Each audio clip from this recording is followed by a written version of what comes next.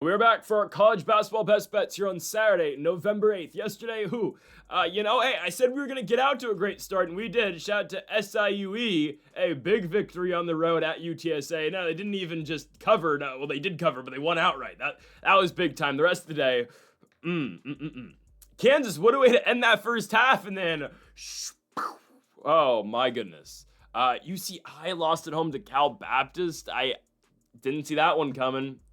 And I guess Santa Clara is pretty good this year. So that's my fault. We're going to get back on the right track today. Okay. I know we haven't been great so far. Okay. Again, early in the season, it's difficult. We get to watch these teams a couple times, and it's a learning curve here, okay? Again, trust me, we are going to get on the right track sooner rather than later. So again, we've got 5 best bets here for this Saturday, November 8th slate of college basketball. Folks, before we get into the video, make sure to hit that subscribe button down below for some more daily college basketball best bets here on the channel. Later today, we'll have our NBA best bets on the channel as well. Also, our college football predictions and best bets, obviously, with week 11 of the college football season continuing today. And later today, we'll have our NFL best bets, and we already posted our predictions earlier in the week. Again, week 10 of the NFL season is tomorrow, and later today is UFC Fight Night Bonfim versus Brown. Our full card predictions are already out for that card and best bets. That'll be linked in the description down below over on Greedo Plays MMA. Okay, on to the first of our 5 best bets today for college basketball. We'll be kicking things off with a matchup at the Garden, as we've got St. John's at home against Alabama. Is 6.5 points a lot for St. John's to cover here? You would think. I think they're a lot better than Bama. I really think so, guys. The improvements St. John's made in the offseason and basically just going all in on the transfer portal. I mean, that is just college basketball now. But the additions that they brought in, they are so deep this year. And, I mean, they're starting a bunch of guys out of the portal, which is okay. Again, Zuby is back. He's obviously their starting 5. Pretty much every other player that's starting for them this year, it's a fact. Pretty much every other rotational guy is new, but every other starter that they have is from a different school. Starting off with their point guard this year so far, Isaiah Sellers played a lot of minutes last year at Stanford. He's starting at the 1. They got Ian Jackson at the 2, who played 15 minutes and scored 15 points in their opener against Quinnipiac, and we'll talk about that game in a second. But Ian Jackson comes from UNC. He's a sophomore. Sanan is coming off the bench. He's another guy who they added in the portal, played 19 minutes in their first game. He's from Arizona State. St. John's started, who did they start in the 3? They started, it was Dylan Mitchell at the 3 last game. Mitchell is from Cincinnati. He's a senior this season. And their other starter, obviously, is Zuby, but Bryce Hopkins as well. They started last game, who is from Providence. So a lot of new faces on this St. John's teams, but they take a lot of players from just really good schools elsewhere. Not, again, some mid-majors, but a lot of power conference schools. And they've assembled a very solid starting lineup, one of the best starting lineups, you can say it. The best starting lineup, I'd say, in the Big East, other than potentially Connecticut. You saw what UConn did yesterday, and I know where they're playing an AM East team, so you can't really put much into that. But St. John's is really good. I love what they did to the roster. I know you lose some key pieces. You lose RJ Lewis. You lose a couple other guys as well. That sucks. They added about 8 guys from the transfer portal. And I'm telling you, Sellers is a hooper. Ian Jackson can play. Bryce Hopkins. Dylan Mitchell. You had these guys who were very key pieces on their own squads last year. Again, Dylan Mitchell at Cincinnati, Bryce Hopkins in the Big East over at Providence. I mean, these are some big-time players in other schools, and now they're all here with the Red Storm. I love what St. John's has done. Last season, they did have games with RJ Lewis and company where they'd kind of be low scoring. Well, okay, first game of the year, you drop 108 points on sure. Again, it's Quinnipiac, but a dominant victory for the Red Storm, completely blowing out Quinnipiac in that game. First half, St. John's outscores the Bobcats by 20 points to the point where their starters really don't need to play the second half because they're walking in again to the second half up 54-34. And obviously that second half is kind of a coast for the Red Storm, and I expect their defense to be much better in a game where, again, you really need to lock in such against the Alabama Crimson Tide. But I really like the scoring out of St. John's. It's a place that they'd struggled some last season. Obviously, look at the NCAA tournament where they got eliminated. They struggled to score at times. That was not a problem in their game against the Quinnipiac Bobcats. I understand it is Quinnipiac, but St. John's is at home here. It's not like this game's in a neutral site. It's not in Tuscaloosa. No, the Crimson Tide have to go to St. John's for this game. Now, Alabama's coming off their first win of the season. They did their home and home with the North Dakota Fighting Hawks. Now, UND, it is Alabama's first win. UND did just proceed to lose to the Cesspool at home in Grand Forks. So I think we need to put that out there. Anyways, though, Alabama, they're just not as good as last season. Obviously, losing Grant Nelson, who's actually the entire reason why Bama played North Dakota. But losing Grant Nelson, you lose a couple other rotational guys as well. Mark Sears, obviously, how can I forget Mark Sears? The biggest loss for this squad. Bama's still got players, don't get me wrong, right? You've got Philin, obviously, who's going to be starting at the 1. He put up 22 points in their first game in 31 minutes. They added some other pieces, obviously, in the portal as well. Jaleel Bethea did not play in their first game of the season, but Bethea's from Miami. He was a very highly touted recruit coming out of high school. You added Taylor Bowen, who started. He's going to be playing the 4. Bama's got some good pieces. I just feel like they're missing so much from last year. And again, you bring back Aiden Holloway still around, obviously. You bring back Philin. I understand Holloway did not play their first game, and that's another thing, too. I think right now the St. John's lineup and roster is just better than Bama's, considering what Alabama's rolling out for this game. St. John's, I believe, is going to be able to outscore Bama here. Alabama, again, they beat UND 91-62, but come on, it's UND, right? And I know, again, I can't put much into St. John's' victory, but the way in which St. John's is able to score against Quinnipiac, absolutely big time, and I believe they're going to be able to put it on Alabama. On top of that, too, the game's in the Garden. It doesn't get bigger than that. Games at the Garden, obviously a home game for St. John's, getting the season off started. I believe this is their first game at the Garden this year, right? Their first game was not. The first game was in Queens against Quinnipiac. So first game at MSG this season. St. John's is going to show up. That crowd's going to be in full force. It's a huge game. Hell, I put it on the thumbnail for a reason. I'm going with Petrino and St. John's. Patino, not Petrino. Oh my goodness, Patino. I'm going with Rick Pitino. Petrino. Different guy completely. Go Rick Pitino and the St. John's Red Storm to win this game at home and cover 6.5 points against Alabama. I think this is really a game where you see, the difference between the 15th team in the country and the number 5 team in the country. Give me the Red Storm at home. I'm really high on this team this season. I was high last year.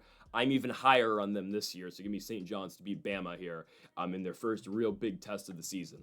Next up, we move on to a matchup here that was played last year. The Memphis Tigers are at home at the FedEx Forum in Memphis, Tennessee, obviously hosting the San Francisco Dons. This is a game we saw last year. By the way, this is the first game of the season for Memphis. They have not played yet this year.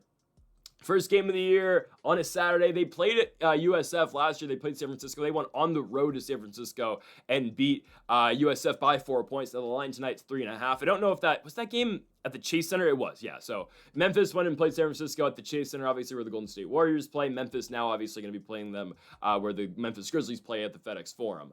But last season, Memphis, I remember this game very, very well. Memphis falls behind super big early. They come back and put it on USF in the second half and eventually run away, obviously, with PJ Haggerty and Tyrese Hunter and Denaja, I believe, was their biggest scorer in that game. Obviously, USF was just a lot of Malik Thomas last season, but a huge victory last year. Memphis, again, goes cross-country to play USF. USF's best player last season, Malik Thomas, is now at the University of Virginia. So there's that.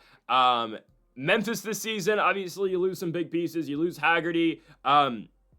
You lose Tyrese Hunter to graduation. It is a completely different starting lineup for this squad with the exception of Denaja, who's going to be at the 5 spot, again, who returns this year. But it is a completely new squad that Memphis is rolling with this season, and more on that in a second. But again, this is a team that played San Francisco last year and beat them by 4 points. So Dame Denaja, the former Illinois transfer, again, who had that really big game last year for Memphis against San Francisco off the bench, I thought he was going to be back at Memphis this year. I guess I didn't pick up on the fact that the NCAA declined his waiver for a senior season, so he was with the Heat in the summer league. He is not on an NBA roster now. That's why I haven't heard of Denaja's name in quite a bit. But anyways, so you take him away again. He was supposed to be back this year with Memphis. Again, the NCAA declined his waiver to get another season. I guess kind of similar in a sense to Tyon Grant. Not actually at all. Tyon Grant Foster got denied his application or his waiver at first, but Grant Foster is playing this year. But regardless, no Denaja now for Memphis, which is unfortunate. So that's another big piece you take away from this team. And they're basically, again, just starting a bunch of transfer players. I mean, their entire lineup is transfers. Starting at the one, I believe, is going to be Doug McDaniel. Again, they haven't played yet this year, so we kind of have to gauge what they did in the preseason and what we should have, again, going into game one. I believe Doug McDaniel is going to be starting at the one. He was at Kansas State last season. Two guard, I think it's going to be Sincere Parker, who played some pretty big minutes last year for McNeese. And, again, McNeese rules the Southland Conference, and he was a pretty big reason to that. At the three spot, I think it's going to be Zach Davis, who played at South Carolina last year. I think at the four, it's going to be Ashton Hardaway, who was at St. Mary's, a very good Gales team last year. And then with Denaja gone, I believe it's got to be Aaron Bradshaw at the five. I think it's got to be. Yeah, he was an Ohio State player last year, was Bradshaw. I still like this team, though. Again, you take away, again, a lot of players last season. Sure, again, there's a winning culture, though, set at Memphis, I understand. And also at the same time, San Francisco's missing a lot of pieces, too. I mean, the biggest of which, obviously, last year, leaving the team and going to Virginia now is Malik Thomas, who comes in and immediately is averaging 5 or 8 points a game at Virginia. I don't know. Again, Marcus Williams was another big factor on this team last year. He has now graduated. Tyrone Riley is back, and he's the biggest returner in my opinion. I know he might not be the biggest points per game scorer, but Tyrone Riley played so many games for them last year and started so many big games for the Dons last season. I would expect him to be a very major part of this team going forward this year. And we don't have much really to go off of so far for the USF Dons, as they've only played one game so far this year, playing the UC Santa Cruz Banana Slugs. And I live in California, and I didn't even know UCSC had a D2/D3 basketball team. Only thing I've ever known about UC Santa Cruz, and if you've been to UC Santa Cruz, is a bunch of hippies who smoke marijuana and go to raves in the middle of the woods. And that's I don't mean that to be disrespectful. Someone from UC Santa Cruz would tell you the same exact thing. That's really all that goes on in that campus. I've only been a couple times, but it's a mess out there. Anyways, though, USF beats the Banana Slugs of UC Santa Cruz in their very first game. They are led in scoring by, I believe it was Legend Smiley off of the bench. Smiley plays 24 minutes in that game. He is a freshman from Seattle, Washington. Okay, I mean, San Francisco ruled out Masick. Wang was starting again, who is their forward from China, who actually played some fairly big minutes from last year. I remember he had a decent game. I think it was against Gonzaga last year at USF. Or I think it might have been the West Coast tournament. I think he was pretty decent against Gonzaga. Regardless, though, I don't really like the roster turnover for San Francisco. Again, Tyrone Riley being back's big time. But other than that, I'm not wowed by this lineup. And I get it, right? Memphis lost a lot of players as well. You lose again Denaja, you lose Tyrese Hunter, you lose PJ Haggerty to Virginia. But a team like Memphis and a school like Memphis that has a more than committed boosters program, and a team that is committed to fully bringing in talent, should be fine here. Again, they've spent the money in the offseason, and this is only the start of it paying off. Also, again, Memphis has not played yet this year, so it's also like it's the fear of the unknown for San Francisco taking on Memphis. You have not seen Memphis play yet this season in an actual college basketball game. There is, again, tape on USF already with their dominant victory against the UC Santa Cruz Banana Slugs as they outscored them in the first half, 51-15. But I like Memphis in this spot. Again, Memphis beat San Francisco last year at the Chase Center in San Francisco. I think Memphis is going to do it yet again as they return the favor for their home part of this home and home. And I believe, again, last year Memphis beat this team by 4. Again, we don't know what Memphis is going to be, but I can guarantee you San Francisco is not as good as they were last year. So I'm going to go Memphis -3.5 at home from the FedEx Forum covering against the San Francisco Dons. On now to our third best bet of the video. That was not supposed to be on the screen at all. Whoops. Go check out our NFL best player props later today. That is that's a hint to see what you're going to get later today. I don't know why that was on the screen. Anyways, our third best bet of the video. Let's go to a matchup. Neutral site game at the Mohegan Sun in Connecticut. We have got the Providence Friars taking on the V-Tech Hokies. absolutely love Virginia Tech in this spot. And I know VTech was not the greatest last year, but they kind of hung around in the ACC. They won 8 games last year in the Atlantic Coast Conference. Providence was horrible last year in the Big East. They were in the bottom of the barrel in the Big East Conference. They picked up a couple wins beating the lowly Georgetown Hoyas, even though Georgetown yesterday went on the road and beat Maryland. It's crazy what happens when Derek Queen leaves your team, I guess. But I mean, hey, Georgetown's doing that without Thomas Sorber now, so I don't know. Again, good on them. Regardless, though, Providence was a bottom of the barrel Big East team last year, only beating teams like DePaul and beating Georgetown and Seton Hall once on the road. Actually, twice, because Seton Hall was god-awful and they couldn't score last season. Anyways, though, I'm taking the VTech Hokies to beat Providence here. Again, neutral site game as the game is being played at the Mohegan Sun. I don't know if it's a tournament or an invitational going on over there right now. Regardless, that doesn't matter. I like VTech quite a bit in this spot. So Virginia Tech, again, like many power schools who aren't at the top, obviously, every year of their conference, has some roster turnover or has some, some differences in their lineup, but a lot of their starters are returning. I mean, again, some of the rotational pieces are different guys, but a lot of their starters were guys who were with VTech last year. Now, again, there is, a discrepancy in how many minutes were actually played, but they've got a lot of guys who are back. So VTech's first game of the season, they went out and beat the Charleston Southern Buccaneers. Obviously, no surprise there. Their leading scorer in that game was Amani Hansberry, who actually is a transfer. I actually didn't know if he was going to start the season when I was looking at this roster, but he did play every game last year for West Virginia. He gets to start for VTech in their first game, again against Charleston Southern. In 21 minutes, he goes out there and puts up 19 points. Jalen Bedford was another big factor in their win, again scoring 13 points, the senior point guard. He was at UNLV last season as well. They've got a lot of bench pieces that are back, but yeah, again, right, you get a guy in Hansberry, you have Jalen Bedford, who are new to the team and immediately giving them big contributions. Their leading scorer, though, against Charleston Southern was Toby Lawal, who is a senior from London, England. Again, he is one of the returning guys. Started at VCU a couple years ago, but was a player last year for Virginia Tech and did start every single game last season for Virginia Tech. He plays the 4/5 guard, the 4/5 spot. We can assume he's going to be in or about that role yet again. Really, VTech didn't lose that much in the offseason. They really didn't. Again, you bring in a guy like Hansberry from WVU. You bring in Bedford from UNLV. They brought in another bench player, Pasha, who's from Delaware. But ultimately, I like the moves, actually, that Virginia Tech made. Last year, again, they were not the best ACC team, but I would take them over Providence in a heartbeat.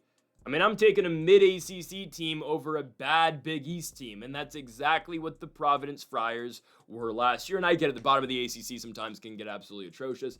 I completely understand. But Providence last year finished their season on a 6-game losing streak, and in that process, dropping games to DePaul, Georgetown losing their first game of the Big East tournament against the Butler Bulldogs. So far this season for the Friars, they are 1-0. Played a very competitive game, though, against Holy Cross. Well, the game was over really at the end of the first half.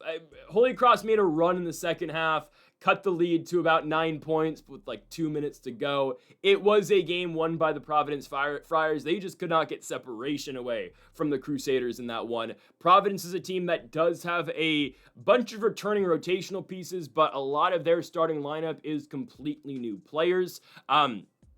The Friars' leading scorer in their game against Holy Cross actually was a couple bench players, but at least in the starting lineup, it was Corey Floyd and it was Jalen Sellers who were their two leading scorers. Floyd is back. He started last year for Providence or played big minutes for Providence last year. Jalen Sellers, though, is from Central Florida. Again, he put up 12 points. Jason Edwards is on the squad now. He was at Vanderbilt last year and played some, really big games last season for Vandy. He was a 17 points per game scorer for them. Again, we can expect Jason Edwards, I assume, to be the leading scorer all year long for the Friars. Again, these guys have lower numbers last game because, they played in a game where, it was over at the end of the first half. The Holy Cross second unit played a lot better against, the Providence second unit than obviously the first unit for the Crusaders did. But we can expect Jason Edwards, who was in big time spot after big time spot after big time spot last year for Vanderbilt.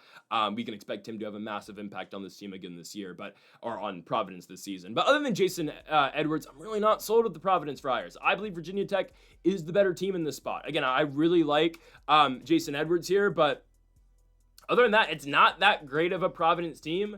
I think that Neutral site game doesn't really matter too much. Again, like I think Virginia Tech is just all around better. I like the moves that they made in the portal. At the same time, bringing back some key pieces as well. Bringing back a guy like Lawal, who played a lot for you last year. You bring him back. Again, you add guys like Hansenberry. You add a Jalen Bedford. You bring back players like Tyler Johnson, Jaden Shutt. I think we're good here. I'm going to go with the Virginia Tech Hokies to win this basketball game. Again, neutral site game, but I think they get it done. I'm going to go VTech minus 120. And ultimately, again, I know it's college basketball and rosters change every single season. That's ultimately what makes this so difficult early in the year because, you know, we can take nothing from last year for most teams. It's a really difficult operation, again. So I apologize with the lack of great success so far. But trust me, again, we're going to get on the winning track eventually here. It's just difficult because Providence was bad last year, but here you go. You're putting 8 new guys in the rotation. So it's hard to keep track of, obviously. It's hard to figure out and really see where these squads are at. But I don't trust Providence in this spot. This is not a good team last year. And again, you bring in a whole new load of guys, but I'm going to take a mid VTech team in the ACC compared to a mid/bottom tier Big East squad in the Providence Friars. I'm going to go Virginia Tech to win this basketball game in Connecticut, minus 120 at the Mohegan Sun for the Hokies. On to our fourth best bet. Oh my goodness, I did it again. Oh my goodness. Yep, you got to go check out our best player props later today to get the fifth one. I did not mean to do that. Anyways, our next best bet, we move to a huge game, SEC versus Big Ten, as we've got the Arkansas Razorbacks taking on the Michigan State Spartans. But this is not a neutral site game. It's not like the last one where, they're at the Mohegan Sun. No. East Lansing, Michigan State versus the Arkansas Razorbacks. This is as big time as it gets. If you remember last year, Arkansas with a disappointing regular season entered the NCAA tournament as a 10 seed, but that's just what Arkansas, that's just what, again, that's what the Razorbacks can do. That's what Calipari can do. They win their first 2 games in the tournament. They upset the Kansas Jayhawks. They massively upset the St. John's Red Storm, and then obviously they lost in overtime in a very competitive game to Texas Tech. I believe that game was in San Francisco, but a big run for Arkansas last year. After I looked at times, it's kind of suspicious if they were going to get deep in the tournament, even in the tournament at all. Michigan State made a great run last year in the NCAA tournament, beating Bryant in the first round, beating New Mexico in the second round. I'm going to stick by this. The New Mexico game was very poorly officiated. Horribly officiated. One of the worst officiated games I've ever watched. That was atrocious. New Mexico deserved better last year, and unfortunately, that entire core that was so fun. Again, I will take a quick side note here. That entire core that was so fun to watch last year in New Mexico, they're all gone. It's like what happened to their football team, even though somehow they're having a better year this year in football than they did last year. But Donovan Dents at UCLA, I haven't gotten to talk about New Mexico yet. Nelly Jr. Joseph obviously has graduated. Mustafa Amazil has graduated. True Washington is now at Miami. It is brutal, man. Every single guy who made that New Mexico team fun, they're all gone. Nolan left, Nolan graduated. Philip Borikoven is now at Xavier. He followed, obviously, Patino. But man, all of them leaving is brutal. Anyways, Michigan State, again, was a good team last year. They beat Ole Miss in the Sweet 16. They lost to Auburn in the Elite 8. Anyways, though, Michigan State brings back a lot of that same unit. I mean, it is a very similar Big Ten squad here, a team that was at the top of the Big Ten last season, obviously. Jeremy Fears at the 1. You bring back a big-time player in Cohen Carr. Jackson Kohler, obviously, still at the 4 for this team as well. They are starting Carson Cooper at the 5, and the new entry into the starting lineup, at least. Well, it was supposed to be Trey Fort, but I guess it was Kerr Tang in their first game. Tang did get the start. The sophomore out of Manchester, New Hampshire, did play last season for Michigan State. Didn't really play big minutes, but he was with the program last year. I thought it was going to actually be the transfer from Samford and Trey Fort, but it looks like it's going to be Tang starting for now. Okay, whatever. Michigan State is in the rare spot and has a luxury that most teams don't get of 5 returning players in their starting lineup. Now, obviously not 5 returning starters, but obviously big-time players like Cohen Carr and Jackson Kohler and Carson Cooper back. So you're set with your bigs. Again, Cohen Carr has the potential of being one of the best players in college basketball this season. I mean, the dude is an athletic freak. He is very dominant when he needs to be. Again, only averaged 8 points per game last year, but had some big moments in the tournament off of the bench. I'm telling you, Cohen Carr legitimately has that type of potential. I don't know if he's going to reach, like what I was saying, best player in college basketball potential this season. Probably not. Just wait until his senior season after a full year of starting. I mean, again, the run this man went on in the tournament. I know didn't have a great game against Auburn, but I mean, he was huge in the Ole Miss game. Just played some really big minutes when they needed him to last year in the NCAA tournament. So watch out for Cohen Carr. I'm very high on the guy. Obviously, a lot of the attention is going to go to Jackson Kohler, and it makes sense, right? Kohler is the face of this team. Senior player, obviously. Played at Michigan State all 4 years. He dropped 16 points and 15 rebounds in their first game. And in all fairness, a tighter game than you would have liked against the Colgate Raiders, unlike a game we talked about earlier Holy Cross. Michigan State actually was competitive in that first half, only up by 3 points going into the halftime locker rooms against the Colgate Raiders, ultimately winning the game 80-69. I think they're going to be okay. Again, I have a lot of faith in what's coming back to this team. I think, again, it's a feeling out process, first game of the season, Colgate, whatever. Again, you just need to come out there with a victory. You're at home, and that's such a big factor. Again, we saw yesterday, right? I mean, I took a chance on Kansas. I do believe Darren Peterson is still the best player in college basketball, or one of the best players in college basketball, so I took a chance on a team that I felt like had simply put more talent than North Carolina. Do I think Kansas is a bad team? No, I think Kansas is going to be perfectly fine. I think it's one bad game, and they're going to be okay. We took a chance, though, with the team on the road, thinking they were just going to out-talent those guys, and obviously they did not. I'm going to play towards, all right, who's got home court? And, I mean, obviously home court mattered yesterday at Chapel Hill with that crowd going. It's going to matter again tonight, this time in East Lansing. I really think so. That crowd's going to be buzzing. I mean, hell, their football season's over. Shout out Jonathan Smith, though. I mean, hey, that guy covers every single week. They don't win, but they cover. So, shout out Michigan State the football program. Let's see if the basketball program can get going for us now, too.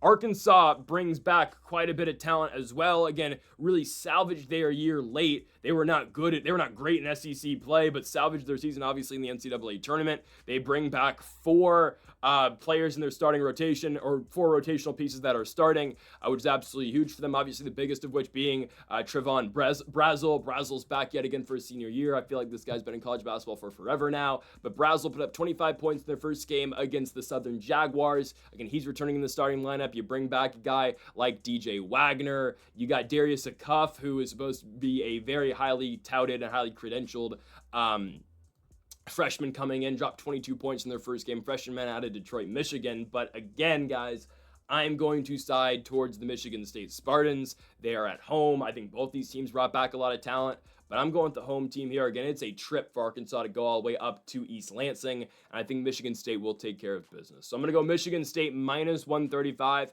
here at home. I believe they're going to beat Arkansas State. Again, both these teams bring back talent. I just think, again, the combination of Michigan State getting the game at home and all these guys coming back is going to be enough. Again, I understand Arkansas brought guys back too, but I think Michigan State's going to win this game. Minus 135 for the Spartans at home against the Arkansas Razorbacks. On to our final best bet of the video and our final game of the night. Let's go to Seattle, Washington. We did talk about some big-time basketball games today. Usually, again, we're looking at mid-majors. Today, I said, you know what? Let's just go with the teams we know a lot about. But anyways, we're going to end things tonight with a mid-major game at the Red Hawk Center in Seattle, Washington, as we've got the Cal Poly Mustangs going on the road to take on the other team in Seattle in the Seattle University Redhawks. And before you laugh at Seattle U, they did beat the Washington Huskies last year. So, I'm just saying, that was a big win for them last year. They were very aided, though, last season by either 15-plus points per game scorer and Matthew Alexander Moncrief. Moncrief has since graduated, so that is a major piece, obviously now gone from Seattle U. But don't laugh at SU. You know, they did beat Washington last year on the road. Insane stuff, you know. I joked all the time with my good friend that goes to Washington that Seattle U is the best basketball team in the city, and couldn't really deny it. So anyway, Seattle U, though, taking on Cal Poly. I don't think Seattle University is 9 points better than the Cal Poly Mustangs. Are they better than Cal Poly? I'd argue maybe no. I did watch quite a bit of Cal Poly basketball last year for some reason, just because I watched the Big West quite a bit. And they lost a lot of their just straight shooters. So essentially what Cal Poly did last year was Four guys who can all shoot, a center who, not even a center, a forward who can grab rebounds, but for the most part, no, it was just 5 out the entire game. They started the year using a 4/5. They would just basically go 5 out the entire season. They would play Owen Kuntz, Jared Hyder, Isaac Jesuip. It was Peter Bangeli, and then Mac Rinker, and then Caden Ward would come off the bench some. So out of all those guys I just named, only 2 of them are still at Cal Poly. Not like they lost anybody to the portal. Everyone just graduated. They have 2 more sophomores that are back, and they were both freshmen last year, and they played. So Kuntz is gone, Hyder's gone, Jesuip gone, Rinker gone. Peter Bangeli, though, is back. The sophomore out of Slovenia, averaged 10 points per game last season, and Caden Ward, who might be the guy this year, in my opinion, for the Cal Poly Mustangs. If you can get that 3-point shot settled, the sophomore out of Stockton, California, I believe, can be a big-time player this season for Cal Poly. Other than those guys, though, they have to roll a new starting lineup. They're 1-1 this season. They lost their first game at SC, winning their last game, though, against Pacific Lutheran. A big victory, though, again, over Pac Lutheran, 101-79. They went out there and started Hamad Musa. He started Caden Ward, Bangeli, Jake Davis, and Ali Asran. Again, what does Cal Poly still do? Their identity is the same. They're going to take a bunch of shots. They're going to shoot 3-pointers, and if they can continue to hit those shots in their 5-out-ish style, then they're going to win the basketball game. Now, they are playing more of a traditional big man, though. It's Hamad Musa is their center/4, because they don't really play a straight center. Musa is from Dayton. He's going to be, big on the boards this year. We'll see what he can do, but just watch out for him. They're playing Seattle University, who again lost their best player, Moncrief, from last season. SU's played 1 game so far this season. They beat the Denver Pioneers. Big game out of that game, or in that game, for Braden Maldonado, senior, from Anchorage, Alaska. I believe played junior college ball, and then came to Seattle University last year, started many games for them last year. Again, he drops 28 in their first game. But Denver, if you know the Summit, and we've talked about the Summit quite a bit, Denver's not that good. I think Denver's they're changing conferences too, which I don't know why. They've never been successful in the Summit. Why is Denver going to the WCC? They're going to get mauled in the West Coast. Makes no sense.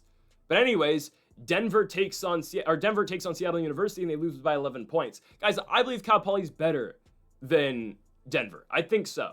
And they're just such a tricky team because they just score a lot of points. Could they score against USC? No, okay? They only scored 64 points on the road at SC. It is what it is, okay? You're a Big West team taking on USC. That's obviously going to be difficult on paper. But Cal Poly last year figured it out, and I get it. Jesuip and Kuntz are gone. They were big-time scorers and shooters for their team last season. But Poly really settled into, all right, we're just going to outshoot you all game long. We know our spots. We're going to keep firing, and you can't outscore us. Again, they beat that cesspool UCR last year in the Big West tournament, before obviously losing the round after. But I like Poly a lot in this spot. Yeah, they're on the road. It's a late-night spot, but their shooting alone, in my opinion, should keep them in the game. Again, this kind of reminds me, I'm going to toot my own horn on the one we got right yesterday, the early game, the SIUE game. I said going into yesterday, I thought SIUE and UTSA were right there neck and neck. The only reason why I thought UTSA was favored was because the game was in San Antonio, Texas. But ultimately, again, we took SIUE to cover 7 points, and ultimately they win the game outright. I think this is kind of the same scenario. I think Poly can win. We'll see again if they win it outright. Again, yesterday I got scared because UTSA went up like 10-4 right away, 10-2 right away. But SIUE got back in the game and eventually won it. Poly's shooting alone should keep them in the game. I think they're right there, honestly, with Seattle University, and I think they should be able to go out here and cover 8.5 points again against the Red Hawks, who've only played 1 game all year long to Denver. So I'm going to go Cal Poly on the road. I think, again, maybe SU's a little overrated because, they had the big Washington win last season, and sure, do they see the most success in the West Coast? Not the West Coast, in the WAC last year, than the West Coast now. Not really. They they beat Albany Christian and lost to Utah Valley last year in the WAC tournament. Obviously, the WAC is just crumbling as we speak, but I'm going to go Cal Poly here to beat the new West Coast school in the Seattle U Redhawks. Give me Poly here on the road, plus 8.5, again, up in the Pacific Northwest. Folks, thank y'all for watching our college basketball best bets here on November 8th. If you have not yet, though, make sure to hit that subscribe button down below for more. Make sure to leave a like if you did enjoy the video. Make sure to comment if you do disagree with any of the picks. We'll be back tomorrow for more daily college basketball best bets. Folks, thank y'all for watching, and Mamba forever.